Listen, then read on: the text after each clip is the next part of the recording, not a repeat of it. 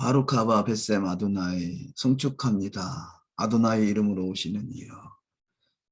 바룩 아타 아도나이 엘로헤이누 멜레카 올람 아셰를 키두시아노 베미치보타 베치바노 라하스코 베디브레이토라. 여호와 우리 엘로힘 우주의 왕이시여, 주님의 계명들을 우리를 거룩하게 하시고 우리에게 토라의 말씀에 전념하도록 명하신 주님을 송축합니다. 다시 오실 주님의 나라를 예비할 수 있는 귀한 시간들로 또 토라를 알게 하시고 토라의 말씀들이 우리 가운데 맡겨져서 또 열방에 증거할 수 있는 주님의 증인들로 축복하옵소서. 감사하고 우리 예수 한 마시아 이름으로 기도 올리옵나이다. 아멘. 오늘은 유대인 메시아 예수와에 대해서 말씀을 나누는데, 특별히 예수께서 집 맡은 아들로서 충성하셨다라는 내용으로 함께 말씀을 보도록 하시겠습니다. 히브리서 3장 5절 이하 말씀을 읽습니다. 또한 모세는 장래에 말할 것을 증거하기 위하여 하나님의 온 집에서 사원으로 충성하였고 그리스도는 그의 집 맡은 아들로 충성하였으니 우리가 소망의 담대함과 자랑을 끝까지 견고히 잡으면 그의 집이라. 아멘. 여기 특별히 끝절에 그의 집이라 이렇게 말씀하죠. 우리가 소망의 담대함과 자랑을 끝까지 견고히 잡으면 그의 집이라 말씀합니다. 그래서 우리는 바로 하나님의 집인 거죠. 하나님의 집. 성경에서 하나님의 창조의 목적을 설명하는 데 있어서 중요한 원리 중에 하나가 하나님의 집을 짓기 위해서 창조를 시작하셨다라고 할 수 있겠습니다. 창조의 시작은 하나님의 아들의 나라와 또 그 하나님의 아들의 나라의 집을 짓기 위한 창조의 시작인 것이죠. 창조의 완성이 메시아 왕국이라면 그 메시아 왕국이 하나님의 집인 거죠. 그래서 우리는 그 메시아 왕국의 하나님의 집으로 잘 지어져 가는 것입니다. 그 하나님의 집은 곧 성전인 거죠. 성전, 하베이트, 그 집, 성전. 그래서 우리는 하나님의 성전으로 잘 지어져 가는데, 그 하나님의 성전으로 잘 지어져 가는 일에 예수께서 집 맡은 아들로서 충성하셨다라고 성경은 말씀하고 있습니다. 스가랴 8장 23절 이하 말씀에 만군의 여호와가 말하노라. 그날에는 방언이 다른 열국 백성 10명이 유다 사람은 우리의 히브리 뿌리라고 바꿔서 해석 이해할 수 있겠죠. 유다 사람 하나의 옷자락을 잡을 것이라 곧 잡고 말하기를 하나님이 너희와 함께 하심을 들었나니 우리가 너희와 함께 가려 하노라 하리라 하시니라. 그래서 유다 사람을 통해서 히브리 뿌리, 하나님의 그 창조의 원리와 또 구속의 원리와 완성된 목적의 원리가 잘 이루어가는 그런 모든 메시지들이 히브리 뿌리에 들어있는데, 이 히브리 뿌리가 바로 유다 사람을 통해서 알 수가 있게 됩니다. 그래서 우리가 너희와 함께 가려 하노라. 그래서 히브리 뿌리, 유다 사람들이 걸어왔던 그 길을 함께 가려 하노라. 이것이 토라의 길인 것이죠. 그래서 이 성경을 이해하는 데 있어서 중요한 핵심적인 원리가 히브리 뿌리와 토라라고 설명할 수 있겠죠. 그래서 히브리 뿌리는 토라를 설명하고 있는 것이고, 그 토라가 회복되는 것, 이것이 하나님의 집으로 잘 지어져 가는 것이다. 이 일을 위해서 예수께서 집 맡은 아들로 충성하셨다라고 말씀합니다. 그래서 아들 예수께서 첫 번째 말씀으로 명령을 지키신 분이라는 것을 깨달아 알 수 있습니다. 이번 예수는 명령을 지킨 아들이셨다. 예수께서 12살 되었을 때 토라를 배우시고 또 선생들을 묻기도 하시고 대답도 하시고 하시죠. 누가복음 2장 42절 이하 말씀. 예수께서 12살 될 때 저희가 이 절기의 전례를 쫓아 올라갔다가 듣는 자가 다 그 지혜와 대답을 기이 여기더라. 아멘. 12살 될 때 절기의 전례를 쫓아 올라갔다. 이 말씀은 이 절기 때 이제는 12살이 되면 유대적으로 성인식이 행하죠. 그래서 성인으로서 절기를 지키고, 유대 풍습에 의하면 12살에 되면 토라의 명령에 책임지는 나이가 돼서 바르미츠바, 그렇죠? 아, 바르미츠바, 성인식을 행하는 의식을 하게 되는데요.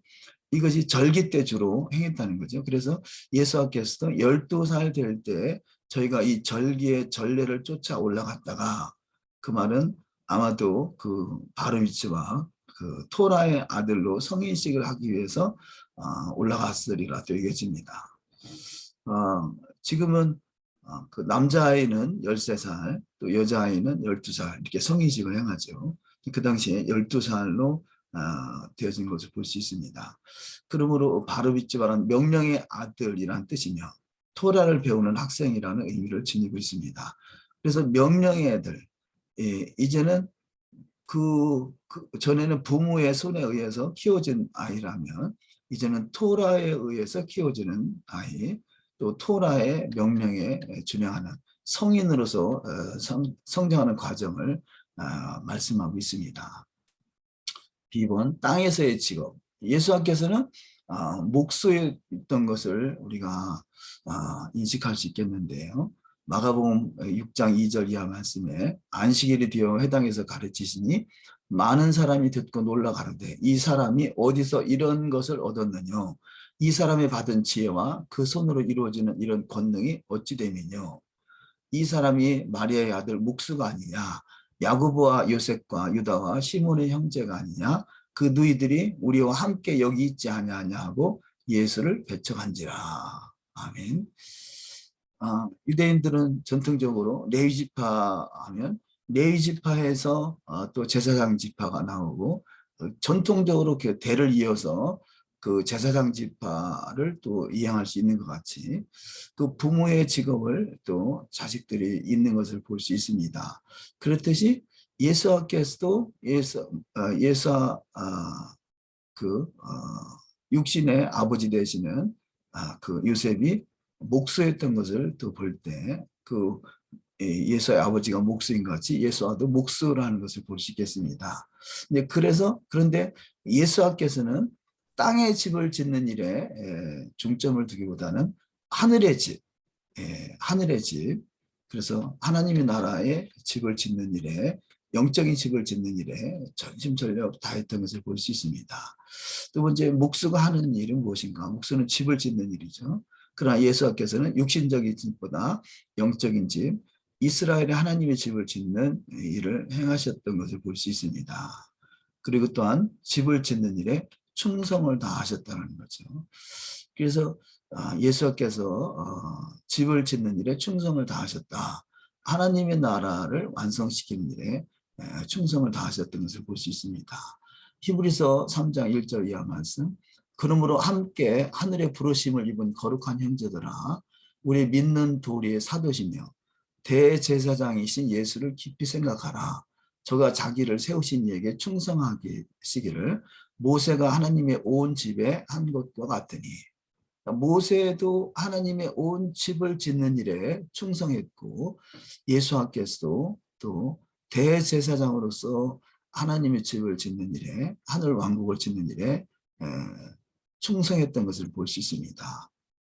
그래서 히브리서 3장 5절 이하 말씀, 또한 모세는 장래에 말할 것을 증거하기 위하여 하나님의 온 집에서 사환으로 충성하였고, 그리스도는 그의 집 맡은 아들로 충성하였으니 우리가 소망의 담대함과 자랑을 끝까지 견고히 잡으면 그의 집이라. 그래서 하나님의 집으로 잘 지어져가는 은혜가 있어야 될 줄 믿습니다. 세 번째, 예수께서는 그의 집을 어떻게 지으시는가? 우리가 창세기 1장 1절에 보면 태초에 엘로힘이 천지를 창조하시니라 그러죠. 엘로힘은 신들, 복수인 거죠.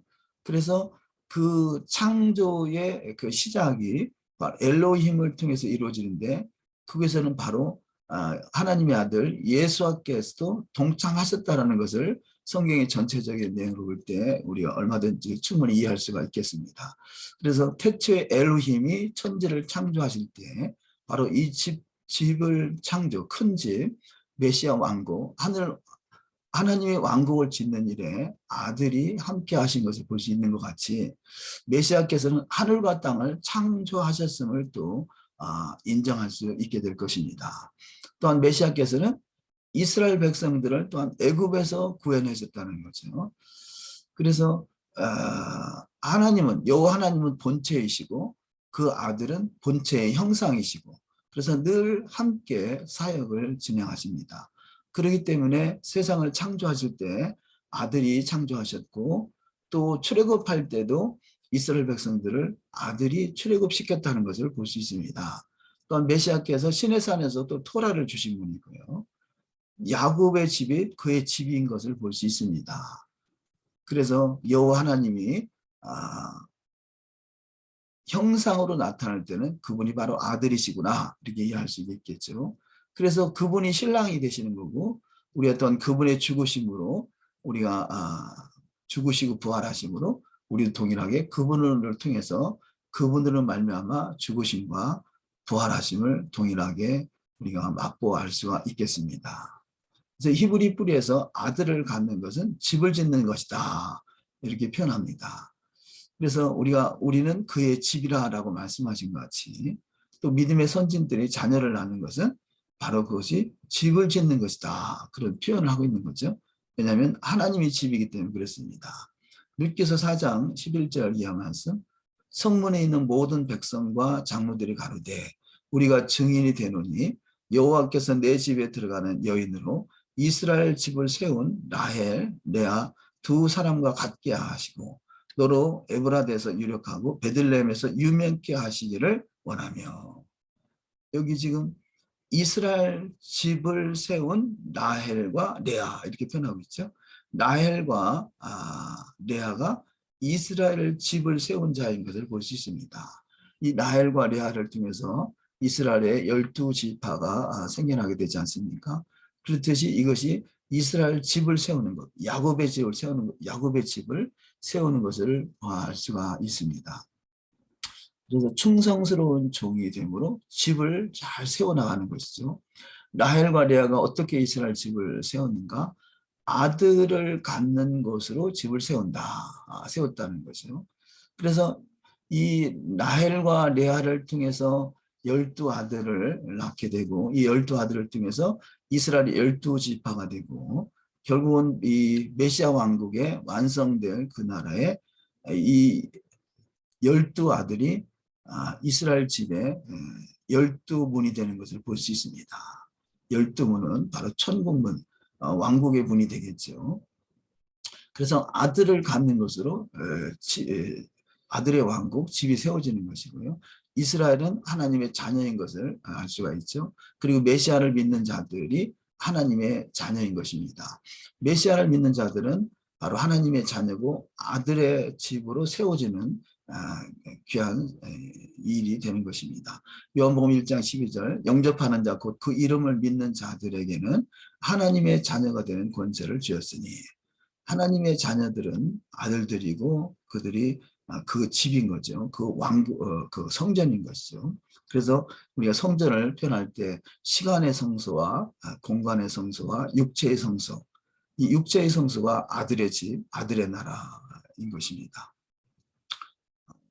두 번째 예수와의 공적인 사역을 살펴보면 예수께서는 30세의 공생의 사역을 시작하는 것을 볼 수 있습니다. 누가복음 3장 23절 예수께서 가르치심을 시작하실 때 30세쯤 되시니라. 사람들의 아는 대로 요셉의 아들이니 요셉의 이상은 헬라요.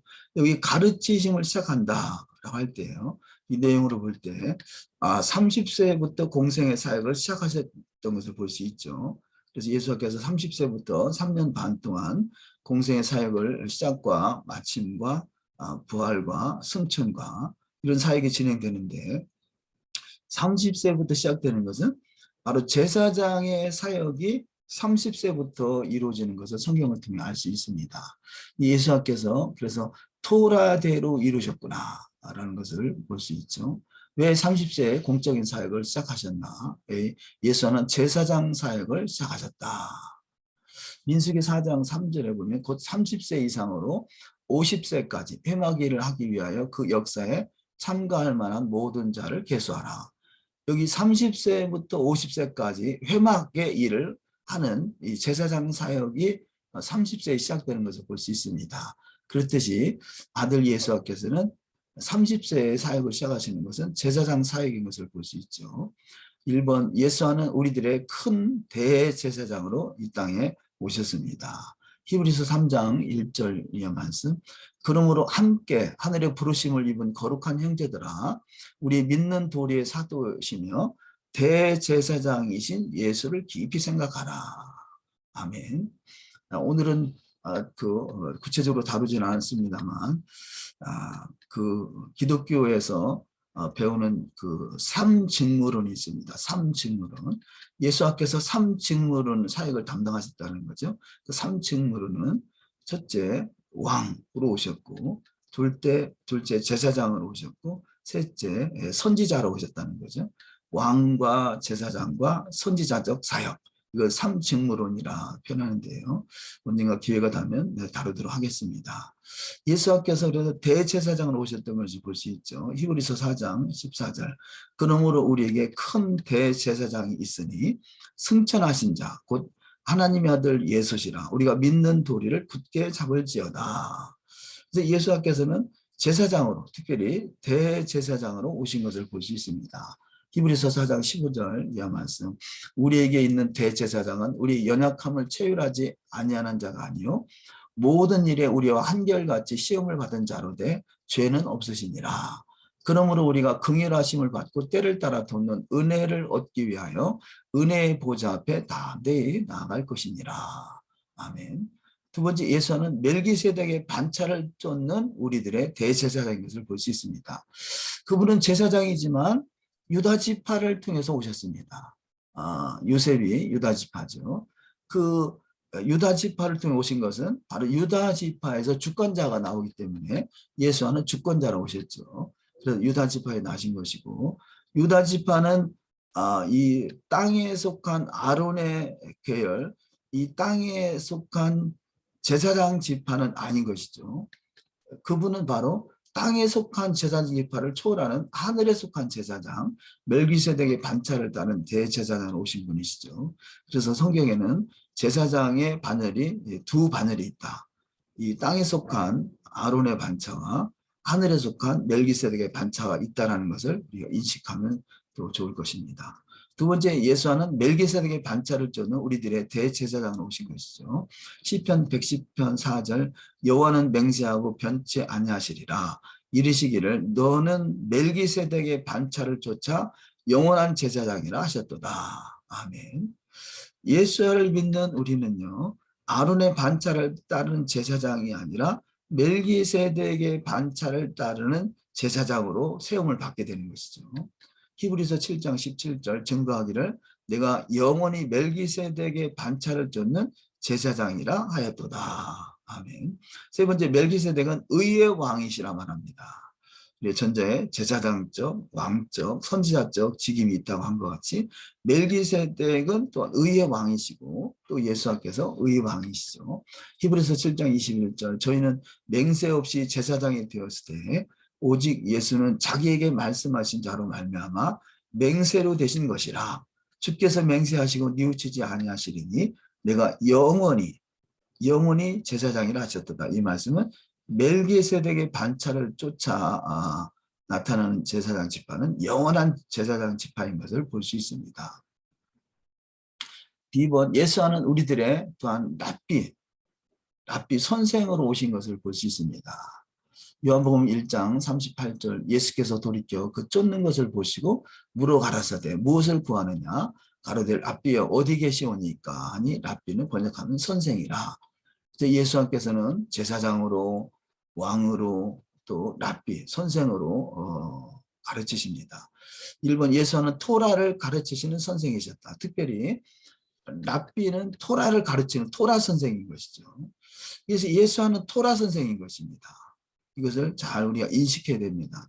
예, 우리가 기독교식 해석은 구약과 신약을 나눠서 구약은 토라고 신약은 예수하고 뭐 구약은 옛 언약이고 신약은 새 언약이고 이런 잘못된 해석인 것이죠. 예수님께서는 토라 선생이라는 것은 타나크를 말하는 거죠. 토라와 선지서와 시가서와 소위 말하는 구약이 토라인 것이죠. 토라를 가르치는 선생인 것을 볼 수 있습니다. 요한복음 3장 2절 그가 밤에 예수께서 와서 가로되 랍비여 우리가 당신은 하나님께로서 오신 선생인 줄 아나이다. 하나님이 함께 하시지 아니하시면 당신이 행하시는 이 표적을 아무라도 할 수 없음이니이다. 아멘. 그래서 예수와는 랍비셨고 토라 티처, 토라를 가르치는 랍비였던 것을 볼 수 있습니다. 예수와는 무엇을 가르치는 선생이신가? 바로 토라의 선생이신 것을 볼 수 있습니다. 두 번째, 예수와는 우리들의 의의 선생이시다라고 말씀합니다. 호세아서 6장 3절. 그러므로 우리가 여호와를 알자, 힘써 여호와를 알자. 그의 나오심은 새벽빛같이 일정하니 비와 같이 땅을 적시는 늦은 비와 같이 우리에게 임하시리라 하리라. 아멘. 비와 같이는 바로 토라는 비다 그러죠. 비가 하늘에서 내린 것 같이 토라도 하늘에서 왔습니다. 그래서 이 비라는 단어가 선생이라는 단어와 연결되어 있는데요. 바로 토라에서 나온 어근인 것을 볼 수 있습니다. 그래서 토라는 새벽빛같이 일정하니 비와 같이 땅을 적시는 늦은 비와 같이 우리에게 임하시리라. 특별히 예수와의 초림은 이른비 성령의 역사라면 예수와의 재림은 늦은 비 성령이다 이렇게 표현하죠. 요한일서 2장 23절 시온의 자녀들아 너희는 너희 하나님 여호와로 인하여 기뻐하며 즐거워할지어다. 그가 너희를 위하여 비를 내리시리니 이른 비를 너희에게 적당하게 내리시리니 이른 비와 늦은 비가 전과 같을 것이라. 아멘. 요엘서에 예언되어 있는 말씀대로 사도행전 2장에서 성령이 비같이 임하시게 되죠. 또 마지막 때 만민에게 부어지는 성령의 역사가 있게 됩니다. 이것이 그래서 성령이 비, 토라가 비, 이것은 바로 토라를 성령으로 말미암아 우리 마음판에 기록해서 행할 수 있도록 이끄시는 것, 이것이 큰 집, 그 집으로 하나님의 집으로 잘 지어져가는 자의 삶인 것입니다.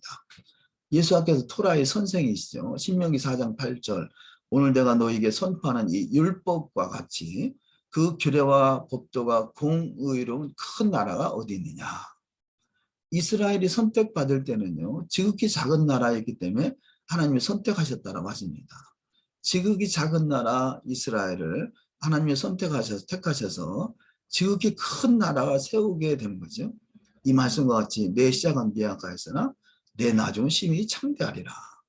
시작이 미약하였던 것은 이전에 예수를 믿어서 믿긴 하지만 아주 미약한 상태죠. 이들이 토라로 잘 가르침을 받을 때 이들이 바로 큰 나라가 되는 것입니다. 그래서 지극히 작은 나라 이스라엘이 지극히 큰 나라로 전 세계 열방을 다스리는 나라가 이루어지게 됩니다. 이때가 바로 메시아 왕국 시대인 것이죠. 신명기 6장 24절 여호와께서 우리에게 이 모든 규례를 지키라 명하셨으니 모든 규례입니다. 모든 규례. 이는 우리 하나님 여호와를 경외하여 항상 복을 누리게 하기 위하심이며 또 여호와께서 우리로 오늘날과 같이 생활하게 하려 하심이라. 아멘.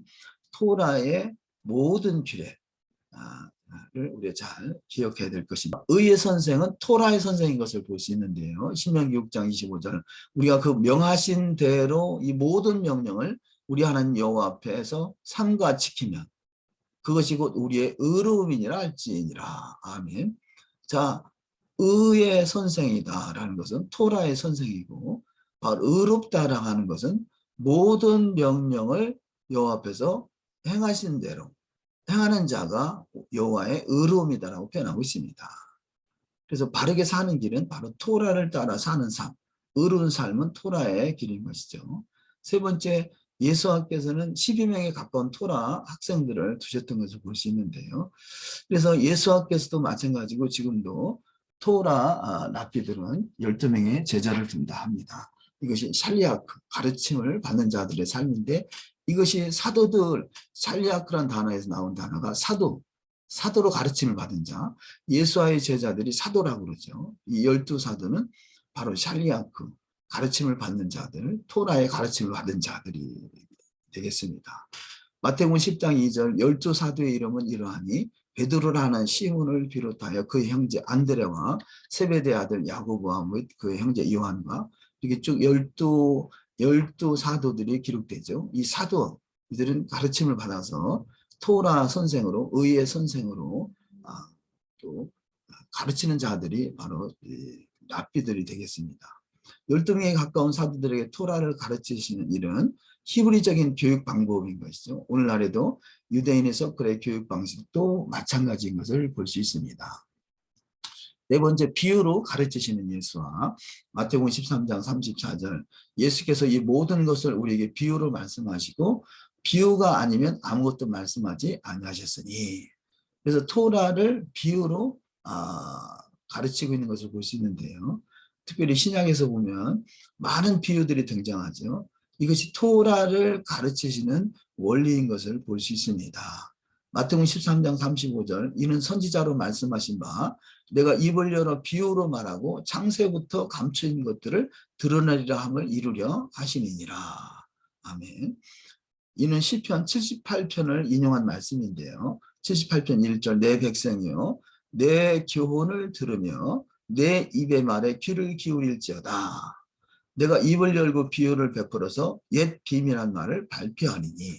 그래서 이 여호와의 교훈, 여호와의 토라를 가르치는 데 있어서 비유를 베풀어서 잘 이해하기 쉽게 설명하는 것을 볼 수 있습니다.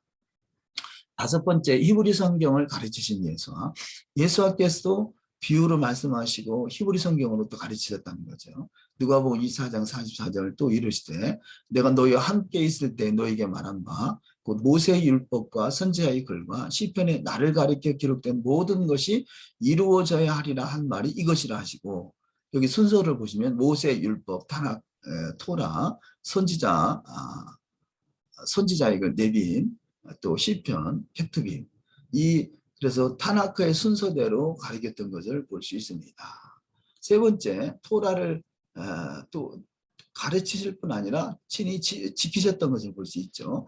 요한일서 3장 4절, 죄를 짓는 자마다 불법을 행하나니 죄는 불법이라. 불법은 토라를 어기는 것이 불법이고 죄인 것이죠. 베드로전서 2장 22절 이하 말씀, 저는 죄를 범치 아니하시고 그 입에 괴사도 없으시며 또 하나님이 죄를 알지도 못하신 자로 우리를 대신하여 죄를 삼으신 것은 우리로 하여금 저희 안에서 하나님의 의가 되게 하려 하시니. 아멘. 죄를 짓는 것은 불법인 것을 볼 수 있겠고요. 그래서 피하는 것과 완전케 하는 것, 마태복음 5장 14절 이하 말씀에 예수께서 하신 말씀이죠. 내가 율법이나 선지자나 폐하러 온 줄로 생각지 말라. 폐하러 온 것이 아니요 완전케 하려 함이로라. 여기 히브리 사상에서 폐한다는 것은 성경을 잘못 해석하고 가르치는 것이고요. 토라를 완전케 한다는 것은 성경을 바르게 해석하고 적용하는 것이죠. 그러므로 예수와는 토라를 바르게 해석하고 적용시키는 일에 가르침을 하기 위해서 오셨던 것을 볼 수 있습니다. 그래서 우리는 토라를 피하는 것이 아니라 더욱더 완전케 하는 자가 되어야 될 줄 믿습니다. 아멘. 두 번째, 천국에서 크다 일컬음을 하려면 마태복음 5장 19절 이하 말씀과 같이, 그러므로 누구든지 이 계명 중에 지극히 작은 것 하나라도 버리고 또 그같이 사람을 가르치는 자는 천국에서 지극히 작다 일컬음을 받을 것이요 누구든지 이를 향하며 가르치는 자는 천국에서 크다 일컬음을 받으리라. 아멘. 그래서 메시아닉 유대인들의 기독교에 대한 해석, 이해는요, 전통적인 기독교는 콘스탄틴 대제 시절부터 토라를 지키지 않아도 된다고 가르쳤다는 거죠. 크리스마스와 부활절 이런 여호와의 절기가 아닌 다른 것을 가리키고 일일 예배를 드리게 하고, 그래서 토라를 정확하게 해석하지 않고 이것은 토라를 폐하는 것이고 잘못 가르치고 있는 것. 그래서 토라를 폐해졌으니 당연히 따를 리가 없겠죠. 그래서 토라를 잘못 해석하고 잘못 가르침으로 그들이 지극히 작은 자로 만들게, 설령 천국에서 천국문이 닫히는 어리석은 자가 되든지 아니면 지극히 작은 자가 되든지 이것이 안타까운 기독교 현실, 이게 지금 메시아닉 유대인들이 바라보는 기독교의 시각이라는 거죠. 그래서 우리가 메시아닉 관점으로 성경 해석하는 것이 너무 중요하다는 것입니다. 그래서 천국에서 지극히 작다 일컬음을 받을 것이요. 기독교가 그렇게 지내온 결과 그같이 사람을 가르치는 자는 천국에서 지극히 작다 일컬음을 받을 수밖에 없게 될 것입니다. 세 번째 토라는 진리입니다. 진리는 바르게 해석하고 바르게 적용을 해야 되겠죠. 시편 119편 142절 주의 의는 영원한 의요 주의 법은 진리로소이다. 말라기서 2장 1절이야 말씀. 너희 제사장들아 이제 너희에게 이같이 명령하노라. 모세를 통해서 기록된 토라를 말씀하는 거죠. 그 입에는 진리의 법이 있었고 그 입술에는 불의함이 없었으며 그가 화평과 정직한 중에서 나와 동행하며 많은 사람을 돌이켜 죄악에 서 떠나게 하였느니라. 그래서 모세의 사역에 대해서 말씀하고 있는 것을 볼 수 있습니다. 특별히 말라기에서는 제사장에 주는 메시지라고 볼 수 있겠는데요. 제사장들이 말라기서 1장에서부터 보면 잘못된 제사를 드리고 또 토라를 왜곡시켜서 가르치고 이런 일들이 마지막 시대에 회복될 일인 것을 볼 수 있습니다. 요한복음 16장 13절 이하 말씀. 그러나 진리의 성령이 오시면 그가 너희를 모든 진리 가운데로 인도하시리니 그가 자유로 말하지 않고 오직 듣는 것을 말하시며 장래의 일을 너에게 알리시리라. 그래서 토라는 옛적에 기록된 토라는 그곳에 선한 길이 놓여 있다는 거죠. 이것이 시온의 대로가 되겠습니다. 그래서 진리의 성령은 토라의 영인 것을 볼 수 있고요. 성령은 토라를 통해서 어떻게 살 것인가를 잘 가르치고 있습니다. 그래서 네 번째 토라는 빛입니다. 잠언 6장 23절 대저명령은 등불이요 법은 빛이요 훈계의 책망은 곧 생명의 길이라. 토라는 등불이요 빛이요 생명의 길인 것을 볼 수 있습니다. 이사야 8장 20절 마땅히 율법과 증거의 말씀을 쫓을지니 그들의 말하는 바가 이 말씀에 맞지 아니하면 그들이 정령이 아침빛을 보지 못하고 이사야 8장 20절을 잘 유념해 보시기 바랍니다. 율법과 증거의 말씀을 쫓는 것이 너무 중요한데 그 율법과 증거의 말씀과 길이 같지 않다라면 정령이 아침빛을 보지 못한다라고 말합니다. 결국은 아침빛은 바로 하나님의 나라, 빛의 나라가 아니겠습니까? 이사야 51장 4절 내 백성이여 내게 주의하라. 내 나라에 내게 귀를 기울이라. 이는 율법이 내게서부터 발할 것이니라. 내가 내 공의를 만민의 빛으로 세우리라. 지금은 극소수 이스라엘 백성이나 아니면 토라를 사랑하는 사람에게 비춰주지만 마지막 시대는 내 공의를 만민의 빛으로 세우는 시대가 오게 될 것입니다. 그래서 다섯 번째 가장 위대한 명령은 쉐마, 들으라. 신명기 6장 4절 이하 말씀이죠. 이스라엘아 들으라. 우리 하나님 여호와는 오직 하나님 여호와시니. 그래서 이 말씀을 마가복음 12장 29절에서 인용하고 있는 것을 볼 수 있습니다. 예수께서 대답하시되 첫째는 이것이니 이스라엘아 들으라. 주 곧 우리 하나님은 유일한 주시니라. 네 번째 예수는 성경적 샤밧 안식을 지키셨던 것을 볼 수 있습니다. 누가복음 4장 16절 예수께서 그 자라나신 곳 나사렛에 이르사 안식일에 자기 규례대로 회당에 들어가서 성경을 읽으려고 서시네. 안식일에 자기 규례에 따라 늘 전통적으로 지켜왔던 유대 회당에서 지키는 토라 또 샤밧 예배를 볼 수 있습니다. 다섯 번째 예수와는 성경적 절기를 지키셨습니다. 누가복음 22장 15절 이르시되 내가 고난 받기 전에 너희와 함께 이 유월절 먹기를 원하고 원하였느니라. 예수께서 유월절을 지키기를 원하고 원하였던 것을 볼 수 있습니다. 또한 유월절을 지킬 뿐더러 유월절 음식 먹기를 원하고 원하였다라고 말씀하죠. 여섯 번째 예수는 유대인으로서 또한 죽으십니다. 요한복음 19장 40절 이에 예수의 시체를 가져다가 유대인의 장례의 법대로 그 향품과 함께 세마포로 쌌더라. 유대인의 장례의 법대로 그분은 유대인으로 태어나셨고 유대인의 장례의 법대로 죽으셨고 그분이 토라대로 부활하셨고 토라대로 승천하시고 토라대로 다시 오십니다. 그래서 예수는 성경대로 부활하셨다는 거죠. 고린도전서 15장 3절 이하 말씀 내가 받은 것을 먼저 너에게 전하였노니 이는 성경대로 그리스도께서 우리 죄를 위하여 죽으시고 장사 지낸 바 되었다가 성경대로 사흘 만에 다시 살아나사 그리스도께서 만일 다시 살지 못하셨으면 우리 전파하는 것도 헛것이요 또 너희 믿음도 헛것이며 우리가 죽은 것으로 사망으로 끝인다면 믿음이 헛것이라는 거죠. 그러나 성경대로 죽으시고 성경대로 부활하시고 성경대로 승천하시고 성경대로 다시 오시고 그래서 우리는 그분의 믿음으로 말미암아 예수께서 행하신 그대로 우리가 행하게 될 것입니다. 이것이 믿음인 것이죠. 다음은 예수는 그래서 감람산에서 승천하시고 그 감람산으로 다시 오겠다라고 말씀하시죠. 사도행전 1장 9절 이하 말씀에 이 말씀을 마치시고 저희 보는 데서 올리어 가시니 구름이 저를 가려 보이지 않게 하더라. 가로되 갈릴리 사람들아 어찌하여 서서 하늘을 쳐다보느냐 너희 가운데서 하늘로 올리우신 이 예수는 하늘로 가심을 본 그대로 오시리라 하였느니라. 감람산 올리브산에서 올라가셨고 올리브산으로 다시 오실 것이고 1장 12절 제자들의 감람원이라 하는 산으로부터 예루살렘에 돌아오니 이 산은 예루살렘에서 가까워 안식일에 가기 알맞은 길이라. 그것이 감람원인 것을 볼 수 있습니다.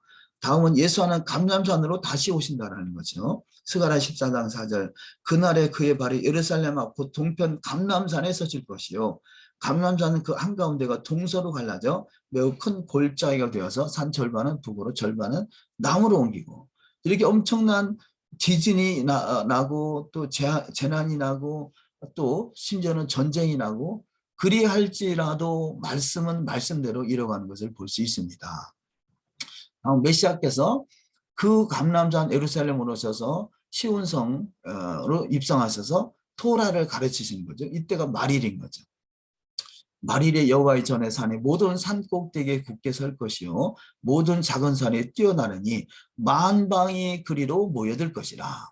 그래서 예루살렘을 중심으로 이루어지는 토라적인 삶은 결코 가감되지 않고 자루나 우루나 치우치지 아니하고 말씀대로 이루어가게 됩니다.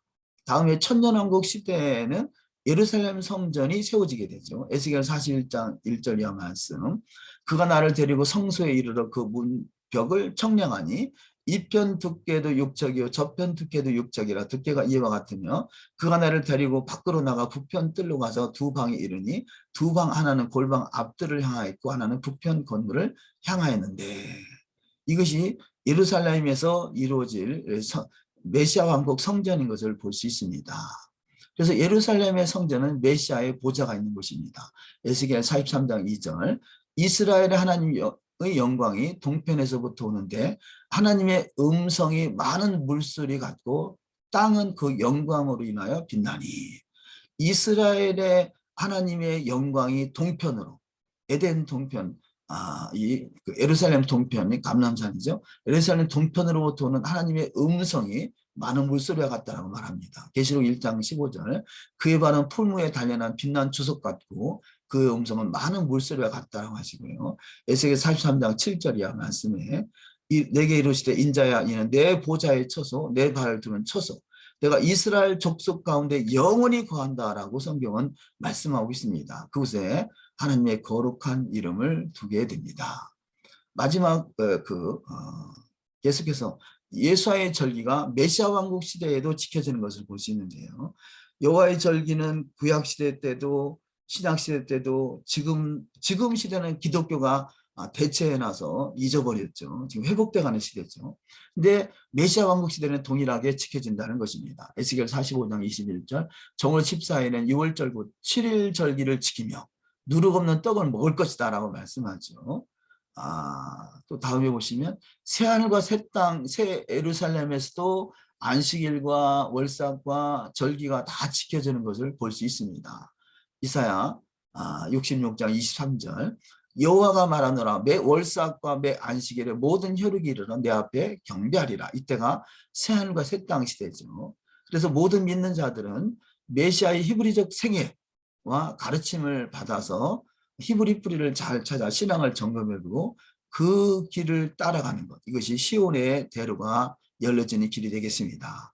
요한일서 2장 6절 저 안에 거한다 하는 자는 그의 행하시는 대로 자기도 행할지니라.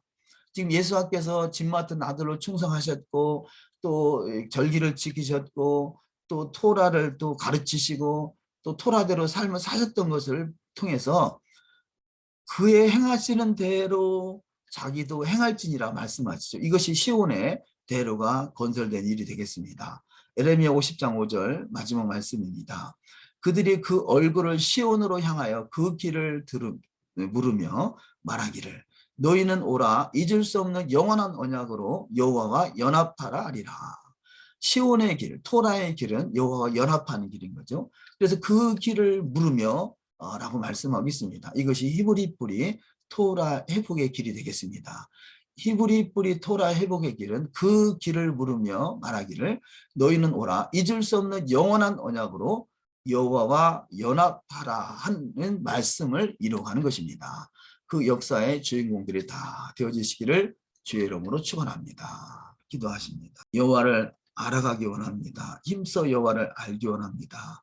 여호와의 토라가 시온에서 여호와의 말씀이 예루살렘에서부터 선포되는 그 말씀이 우리 가운데 히브리 뿌리 토라를 통해서 잘 훈련되고 단장되어 주님의 나라와 거기가 이루어지는 일에 그 집 맡은 아들로서 충성된 귀한 일꾼으로 축복하옵소서. 반드시 그리 이루어질 줄 믿사와 감사하고 우리 주 예수와 한마시아 이름으로 기도 올리옵나이다. 아멘.